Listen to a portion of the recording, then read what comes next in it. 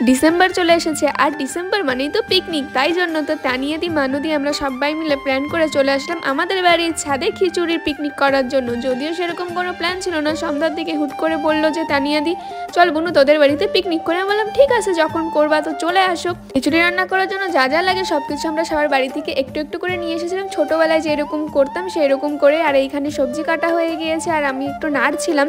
আর এইদিকে না মানুদি চলে গেল আবার শাক তোলার জন্য, বললো যে শাক দিয়ে দেখ আরো ভালো লাগবে, তাই জন্য তো শাক চুরি করতে চলে এসেছে। আর আমরা এখানে আবার একটু ডান্সও করছিলাম, রান্না করতে করতে ডান্স করছিলাম। যদিও আমাদের পিকনিকটা ছোট স্মল পিকনিক, তবুও আমরা কিন্তু গ্যাস প্রচণ্ড এনজয় করেছি 4-5 জনে মিলে সবাই মিলে।